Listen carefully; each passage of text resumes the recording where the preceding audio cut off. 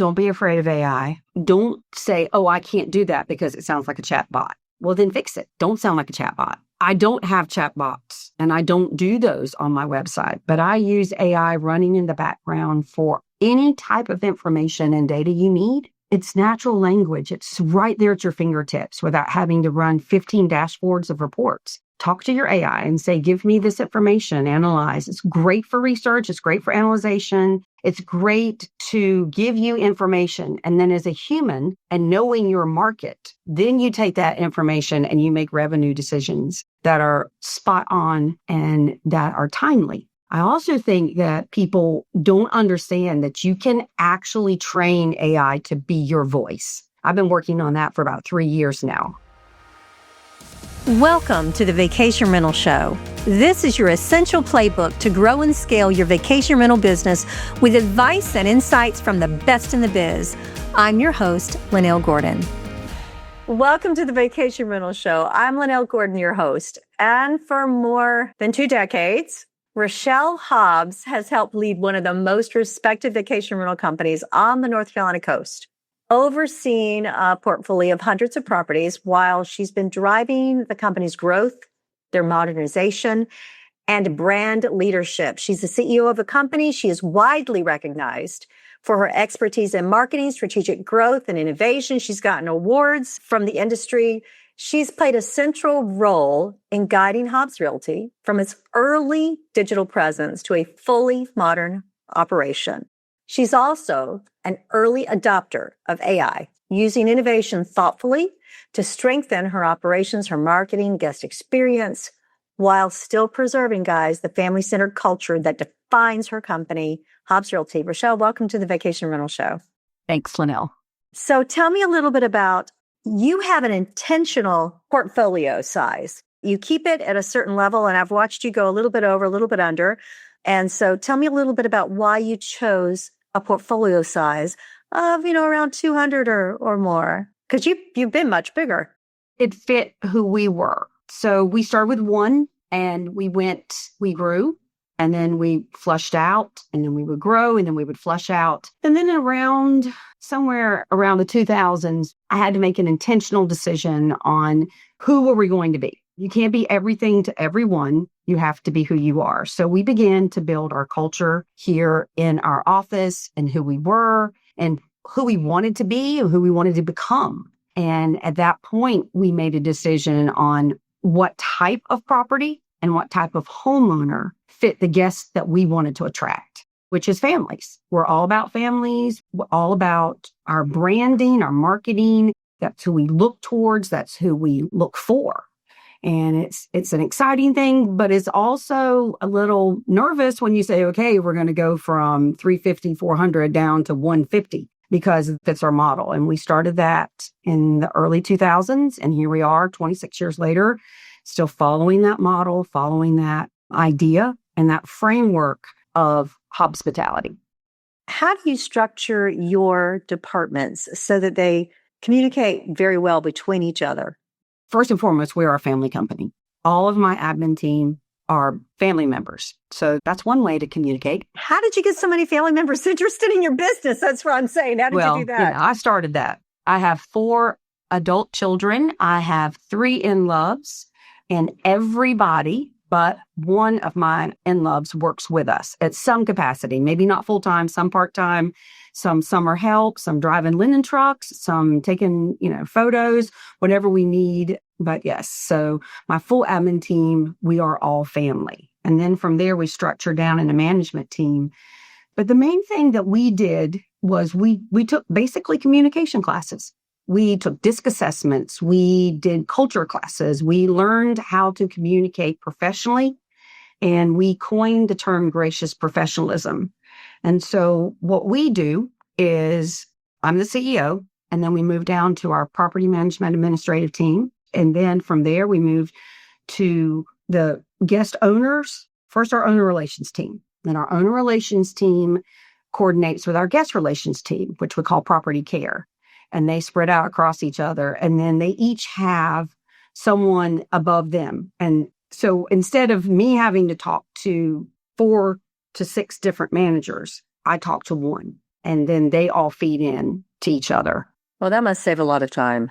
It saves a tremendous amount of time because it's easier to set goals. When you've set your goals and you've set your ideas, it's easier to communicate that with an admin team of 4 and let them spread it out to the 25 than it is for me to be responsible for 25. So, gracious professionalism. Now, okay, so I have a little bit of insider knowledge here. I have to say, I interviewed one of your managers, and she said, we have a very strict policy about how we bring things home and how we maintain our family and because you have a very close family. I mean, like, you have family dinners weekly. You see them every week. You see them every day at work. You see them after work, and they're not bored of you or tired of you. As a matter of fact, I think last week you were going to go do something and you ended up going to spend the afternoon helping your daughter with something. You guys stay very close. So is that what gracious professionalism is? Is that what you mean by that? Gracious professionalism is our response to every situation that we encounter, whether it's with an owner, with a guest, with a vendor, with each other. But it starts here with how we respond to each other. So if you're the person that happened to get the phone call that no one wants to have, and there's a situation arising, it's that gracious professionalism that we respond to with the guest first. And then we respond to each other as we're having to dispatch someone to take care of the issue. It's also a thought process of how do we want to be treated? How do we want to be spoken to? How do we want to be interacted with? So we came up with that term years ago to try and put a thought to an action. So sometimes they say a picture paints 1,000 words, but I think it's easy to paint a picture of gracious professionalism in your mind. When you think of that, I think it kind of gives a little clarity to the situation so that when you respond in what we also have, one of our care values is bring your best. So that's part of our gracious professionalism. So one of the things that people ask you to come speak about professionally is branding. Tell me a little bit about your branding. Your brand is very strong in the area. Everybody here knows you. They see colors and a logo, or they just see that logo and they know that's Hobbs Realty. How long have you had that logo and how did you come up with your branding? I designed the logo in 1999. When I first came full-time to Hobbs Realty, it was to be the marketing. We had no logo. We had paper brochures that we would print each year with the houses and the amenity little icons. So I came in to start a marketing campaign and I came up with a logo, and it's the same logo we use today, except we have tons of fun with it. So if it's a rainy day, we have a rubber ducky on our O. If it's a sunshiny day, or if it's Thanksgiving, we have a turkey. Or in October, we have a pumpkin pie for the O. So branding is super important, but it's also something you can have lots of fun with. You should always have your firm logo that you use for the majority of your marketing. But you should also have under logos. You should have different logos that are easily recognizable, but they're shorter. They only take your brain a second to see and say, oh, I know that. So branding starts with establishing a logo. But to do that, you kind of have to know who you are and what direction you're going. So we have a logo for all these fun things. We have them for weather events. We also have them for a Lux portfolio. It has its own logo as well, but it's easily identifiable as part of the hospitality family. So start with your branding, start with your logo, and have fun with it. And you were talking about, because Hobbs has an O in it, Hobbs. And that's the O that you change. And Hobbs Realty is part of your logo, actually has your name in it, which is really awesome. So let me ask you this. What AI advice would you give to other property managers? What would you tell property managers about AI? You've been using it now. You were one of the very first companies I know of to adopt it years ago as part of your strategy. You know a lot about it. There have certainly been ups and downs. And I think we talked about it at the time when you did this, and we both looked at each other and we said, like, it's going to take years to get enough data to be able to do what we need to do with this. Now, little did I know back then, how little I knew about what I knew back then. Let's just be real honest. AI has morphed exponentially, more than even when the internet came in and we saw the changes. It's been even faster. In the last 6 months, it's exponentially changed. What advice would you give to property managers about AI? Don't be afraid of AI. Don't say, oh, I can't do that because it sounds like a chat bot. Well, then fix it. Don't sound like a chat bot. I don't have chat bots and I don't do those on my website, but I use AI running in the background for any type of information and data you need. It's natural language. It's right there at your fingertips without having to run 15 dashboards of reports. Talk to your AI and say, give me this information, analyze. It's great for research. It's great for analyzation. It's great to give you information. And then as a human and knowing your market, then you take that information and you make revenue decisions that are spot on and that are timely. I also think that people don't understand that you can actually train AI to be your voice. I've been working on that for about 3 years now. Not just me, but my marketing director, Lauren Morgan, is amazing at this. So now when you need a message, it spits out your message because you say, sound like me or be me or in my hospitality voice, how would you say this? So I've trained my team with scripting on hospitality voice. Now, some people say, well, that means that they sound weird when they answer the phone. No, they don't, but they do use correct English and they do use correct punctuation when they write. So that's important too. I know in a world of texting, I don't participate. I do not participate in shorthand or whatever they call it. I don't know what they call it. But no, don't be afraid of AI. Look at your own processes. Look at your own procedures. See how AI could shorten it, could make you smarter, could help you. And learn the difference between a smart tool and AI. There's lots of fabulous smart tools out there. And don't be scared of them because people say they're AI. They're not actually. They're just smart tools. And they make you look like a hero. That's the whole reason you should get involved with this is because you can get data faster and you can look like the hero in the situation because you have all the information in front of you to make a very educated decision and quick. So a guest calls in and says to you, hey, my AC is not working or my lights won't turn on. Well, the first thing we tell people is to make sure you're not on the two-way switch. And you have all these processes. But if you have that information at your fingertips, oh, we've been working on that, say to that, hey, draw that information up for me on this particular property. And those are the kind of tools you need to start working with, things that make you faster, things that make you smarter, things that do not replace your team. Do not replace a human element in your team because you think AI is cheaper. It is not a human. In hospitality, let AI make you smarter and faster, but not take away your human element in your responses and in the people that answer your phone and the people that interact with your guests and your owners. And also use AI on your website. It is a fabulous tool to make that booking funnel shorter. The shorter that booking funnel is, the better chance you have of capturing a guest in an area, in a property that they are actually interested in. Now that takes time. It does not happen overnight, but it is a fabulous tool for that. And also email marketing. AI is fabulous for interactive email marketing. I just want to point out here, guys, we hear a lot of different advice on AI. I had someone that said to me recently, AI is going to replace people. Now, this is somebody that's doing property management. And I thought, I don't think so. So I appreciate your view on that. Don't get rid of people. Use them for the human element that we miss so much because we're so busy to help with either owners or with guests. So you have two types of owners and you have two types of guests. You have an investment owner and you have a sentiment owner. In my opinion, this is just my opinion and my life's lessons. And somewhere in the middle is your property manager. So you are in the center between your investment owner and your sentiment owner. And the same thing with your guests. You have some guests who will never interact with you, who will only go on your website and they will only use your keyless entry and you will never hear from them.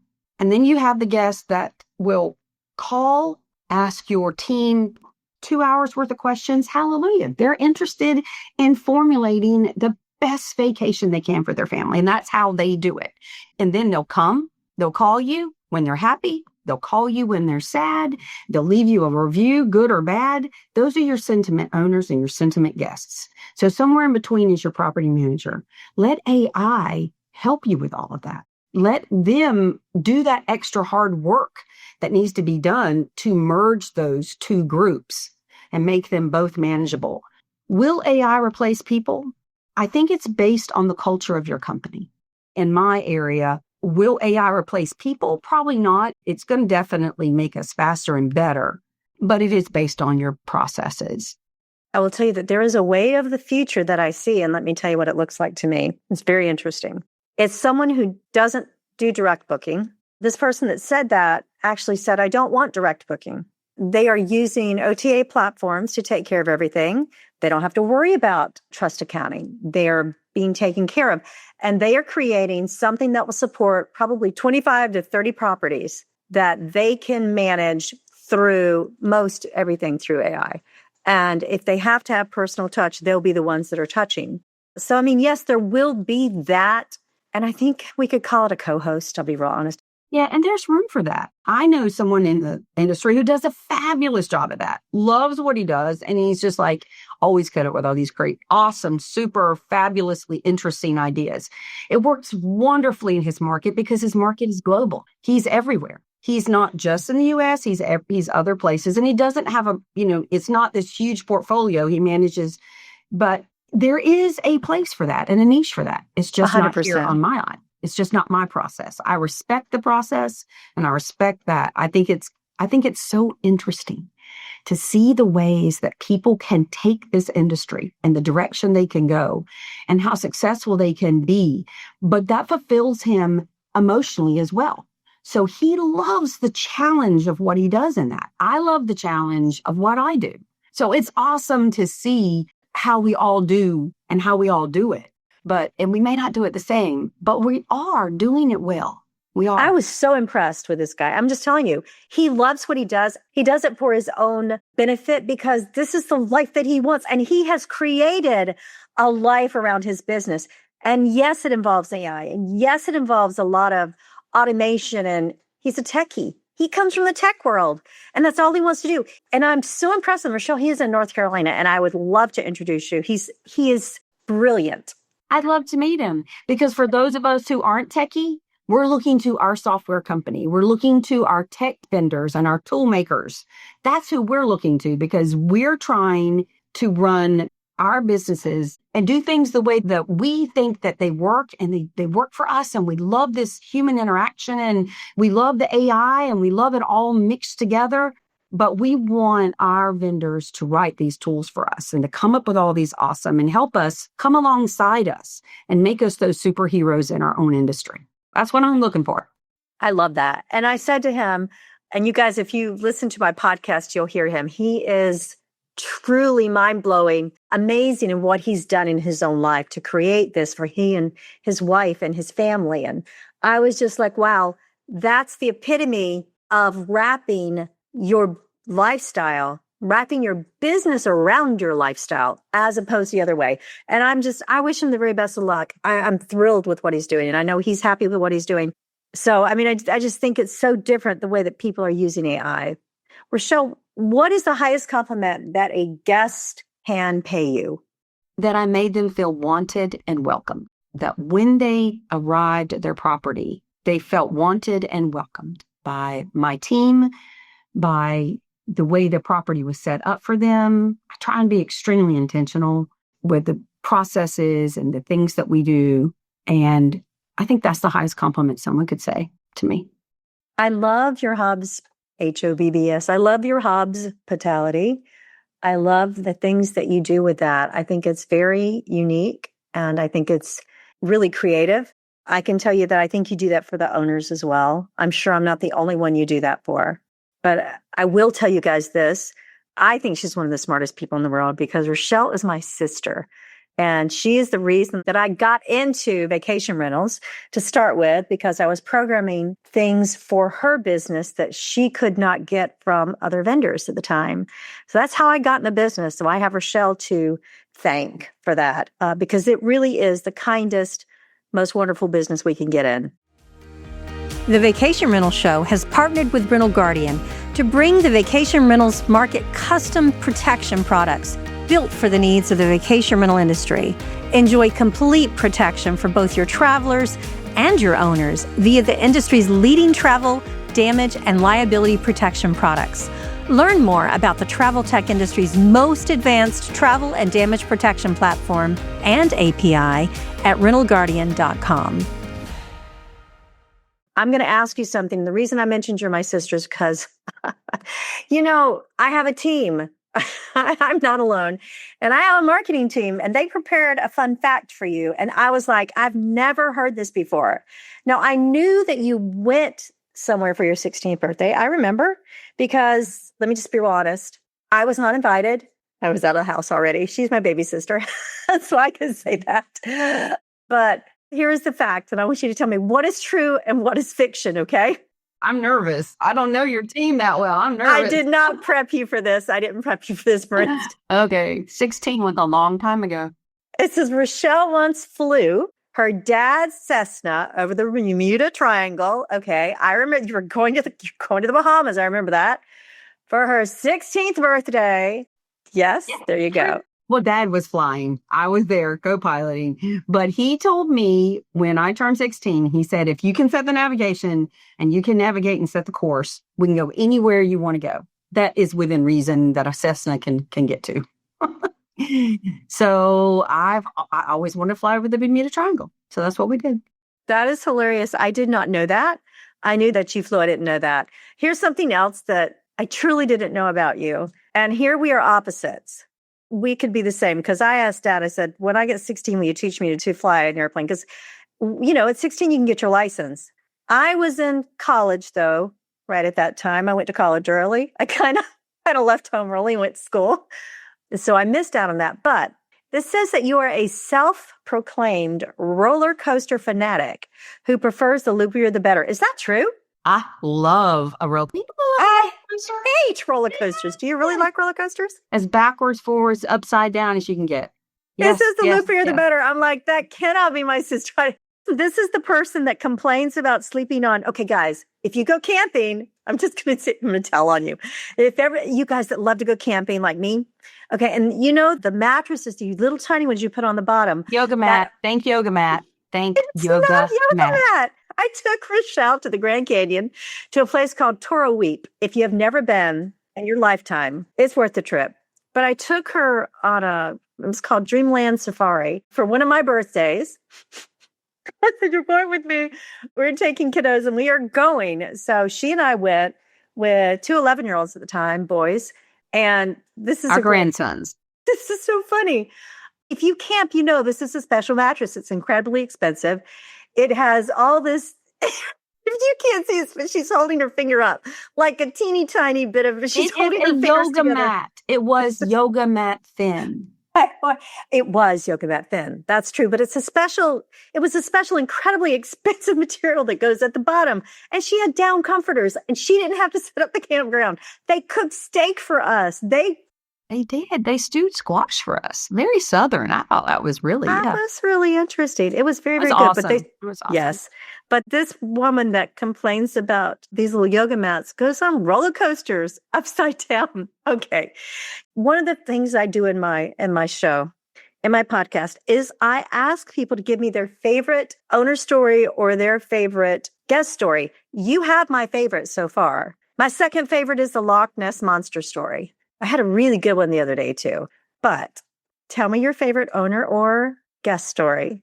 Rachele is the one that tells the story about the sharks out in front. Yeah, I'm not going to do that one. I'm going to tell you the time that we may or may not have had a dog napping. So I know this gets really interesting. So last summer, we live at the beach, so every day is a heat wave. But we were actually under a heat advisory. It was really intense. And we got a phone call from an owner. Now, granted, this owner was not staying in their home. We did not know that they were on site. It was a back-to-back rental. And he called and he said, we came down and we've lost our dog. Yeah, find our dog. And we're like, oh, what kind of dog is it? And so we're getting all the description. He's telling us where his dog was. It was on the front porch of his house. And he was on his house and he was in between rentals? Yeah. Yes. I am not that owner. I promise I am not that owner, but everybody has that owner. He called and he said that he had lost his dog, and we're getting all the description. We're calling the police. We're telling the police. And about that time, I'm walking up front, hearing just one side of the conversation. But, what kind of dog is it, sir? We'll get this over to the police. We'll send a notice out to our team if anybody sees the dog. Poor little puppy. So at the same time, I'm walking up, my housekeeping, one of my staff members had the housekeeping department on the phone. And they're like, oh, where'd you find the dog? And so anyway, oh, okay. And so I hear the other half of the conversation. So what happened was the housekeepers went to clean. They got there, they're cleaning the house, and this dog is on the porch scratching to get in. And they're cleaning the house because the owner left their dog. They had another property and they were at the other property. But anyway, they're calling housekeeping. They're like, we don't know what to do. It's so hot. We're so worried about this dog. And my housekeeping director, who may or may not have kidnapped the dog, went and got the dog, brought the dog to our linen facility, set it up on its own mat, which happened to be one of my furry bath mats, with its own hospitality bowl, and taking pictures of the dog and sending them out to the team. If anybody finds this owner, here's their baby, and the owner's on the phone. We're getting all our stories together. So what's going on? I'm piecing it all together, and I'm like, call the owner back. We've got the dog. The owner may or may not have ever forgiven us for kidnapping their dog. But it was a heat wave. Yeah, poor little it was puppy. a heat wave. So what do you do? So my advice is, if you come across an unwanted dog, find out if your owner is there first. So that is in our CRM. We now know that owner owns a dog, and we now know what that dog looks like. Uphand, close, and personal. I'll bet you do. I'll bet you do. You have dog lovers. Let me tell you, there are a lot of animal lovers on your staff. Do you have bring your pet to work day? I can't, but people did that, but no. I'm like, pick your favorite snack, but no, I'm not a bring your pet person. Snacks are important. Never underestimate the positive effect that a snack shelf has on a team. That's true. They eat like toddlers. In the summer, I'm telling you guys, don't underestimate providing snacks for your team morale. That's true. It is. It's very important. I had a whole snack room myself at LSI. We had a whole kitchen. One whole wall was filled with everybody's favorite snacks. Well, 3 years ago, I decided that we were going on a health kick. And I'm like, we're going with these snacks, fruit and all this wonderful stuff. And morale just tanked. My daughter, who runs our HR department, came in. She said, Mom, I don't know who made this decision, but this was not a good one. I'm like, oh, I don't know. Whatever you want. No, I took ownership. And I took ownership. They forgave me because, we went back to the macaroni and cheese and ramen. So one part of mine were healthy because occasionally people would pick that. But you have to be careful because the expiration date wears out. Yeah. we don't even go there. Mine before the snacks I'll send you a do. picture. We don't even go there anymore. We don't go there. I think Red Bull came from you, which I've never had one, but they're down there. Yeah. I'll remember that when I come by your office. They are. I saw them the other day. I'm like, what? Is Linnell in here? Make sure there's sea blue or coconut because that's the best. And the zeros are good. The zero sugars are good. I do those now rather than the regular Red Bulls. But I only take a little bit at the time. All right. Which is terrible for you guys. I'm not telling you to drink Red Bull. I'm just saying that coffee and Linnell, we don't work that well together. Red Bull and Linnell, yeah, I need about 2 ounces of Red Bull in the morning if I can get it. And my body doesn't do ugly things. I'm okay. That's where we go on that. Let me ask you this. What is the best piece of advice that you would give to property managers who are looking to grow their portfolio? I would actually say scale is based on who you are. Success is not based on the number of properties you have in your portfolio. Success is based on, can you balance that with a lifestyle? Can you manage it in a beautiful, trustworthy, personal connection way? Because that's what hospitality is. And I have never been personally drawn or repelled by the number of the properties in my portfolio. It's based on, do they fit who I am, who my company is, and who we want to represent. So be intentional with knowing who you are. And some people can be everything to everyone. We have a variety in our portfolio, but everyone has the same standards. You have to set a standard to have intentional growth that you could sustain. So set a standard for who you are and what you offer. And so when people see your name and they see your brand, they have trust and familiarity and a personal connection, because that's what success to me is. Are you comfortable sharing your return guest rate? My return guest rate is somewhere between 60 and 63%. Are you comfortable sharing your direct booking rate? 99. Okay, so if people have questions about what you just said, because I'm going to repeat that, you've got about a 65% chance that a guest that came this year will come next year. Or every other year. We do have the every other year too. And you have a 99% direct booking rate. If people want to call you and ask you, Rachele, how did you do that? Would you be willing to help them? Absolutely. We will talk standards. I can talk standards all day long. How could they reach out to you? My name is Rachele at hobbsrealty.com is my email. And it's Rachele. Don't look for her on LinkedIn. Her sister has been trying to get her a LinkedIn profile. Number one, because her sister thinks it's important. Rachele does not love social media. She is not one of those kind of people. She is more of a very purposeful, I spend time with my family. This is where I put my time. She's incredibly intentional with her time, and social media does not play a part of that. So don't reach out to her on social media. I'm just saying. No, and if you are owning, managing a company, being intentional with your time will make you more productive than you ever think it will. It really will. Unconnect when you need to unconnect. I do not get email on my cell phone either, people. So just, that's where I am. When she comes to the house to visit, she leaves her cell phone in the car. When she goes inside to have lunch with friends, she leaves her cell phone in the car. We know other people in this business that do that, and they have talked about it on this podcast before. But Rachele lives that, and so if you want to reach her, it's Rachel with an E on the end at Hobbs, HOBBSREALTY.com. Now, before we go, there's one more thing that you're doing that I'm so proud of you. I really, really am. And there is someone that really wants to partner with you to help you in this. And I cannot remember. So if you remind me, I'll let you guys may want to partner with her on this too. Talk to me about Hospitality Heroes. What are you doing with this nonprofit and the vacation rental industry? Yes. So I co-founded with two other fabulous ladies, which was Sue Jones with HR for VR. I don't know if you guys know her, and April Burns with IC&D. They brought me in to partner with them with a nonprofit called Hospitality Heroes. And our goal and our efforts is to train and equip everyone in hospitality how to manage through disaster, how to manage through times where they're struggling. You don't have to be a property manager. You don't have to work in property management. You can be a hotelier. You can be a restaurateur. You can be a wonderful server. Whatever your role is in hospitality, it's our goal to support you through difficult times. There's so many things I'm learning about this, but right now our focus is on training and providing documentation and information on how people can manage through difficult times. I just found out a few weeks ago, and we're doing research on it now, the different ways that you can get unemployment for short-term shutdowns. So it's so interesting, the things that are out there to help the hospitality workers. So that's our goal, is to be there for the people who make everything that we do in hospitality. They're the people who matter. They make it happen. And that's the people we want to support. So you're doing things like education, what to do in a hurricane. Here's my checklist. How do I take care of my team? How do I take care of my community?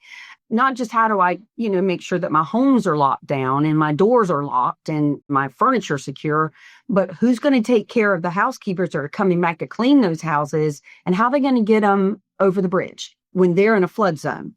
So it's not just about the properties and the owners. It's about the people that take care of them, the people who make our businesses happen, the people who support what we do, our boots on the ground. So not only your boots on the ground, but you're also looking at, what do I do in a data loss? How do I do this? Where do I contact? Who do I contact? It's any type of disaster that happens. How do you secure your data? How do you secure your data? Just simple, easy things that you can do as a team to secure your data. I make my team change their email passwords every 30 days. And they're like, 30 days again. Yes, every 30 days. We have a lot of financial information and a lot of personal information. that we've garnered over all the years. And yes, we changed. They're just simple things that teams can do to protect their owners and their own interests. So it's ways to avert disaster. It's ways to handle the disasters that come in business, not just as a property manager, but they're looking at education for all different parts of that. And guys, they are a nonprofit. They are open for donations to help do this. They're actually going to help people financially. Hopefully there's going to be enough in that for a 501c3. And is it a 501c3 or a 501c membership? I don't remember which one it is. 501c3. We're fully nonprofit. It took us a year to get all of our paperwork done, but we are fully fledged and ready, open, ready for business, ready to go. We actually have a mastermind next week that we were coming together for 3 days to write some more materials and get some more things up on the website, hospitalityheroes.org. If anybody is interested in being a part of that as well, the reason I asked that is because I was doing a podcast last week with an amazing property manager. Her name is Heather. And somehow this came up and she says, I want to be a part of that. I don't know if it was online or offline. So if you listened to this and you're like, I want to be a part of that, then please reach out to Rachele at Hobbs Realty. Let her know, hey, let me know how I can help. Here's who I am. Or if you just say, hey, that's a really worthy cause, I'm going to go online and I'm going to donate a certain amount a month and, see what I can do to help the industry in that way. Please, guys, think about it. Search your hearts and see what you have there.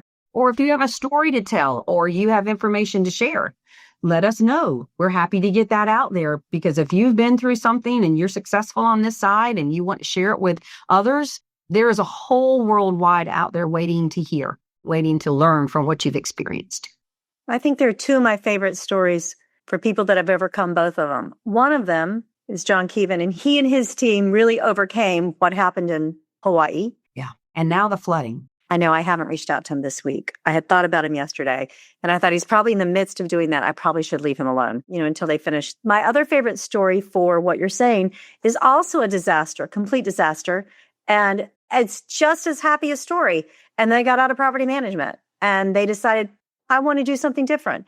And they did. And they did it with their family and they were very happy. So everybody that's been through a disaster, I'm sure, guys, you all have something that you can share that would help other people in the industry. So this is your time to give back. So I'd love it if you'd reach out. And I know Rachele would too.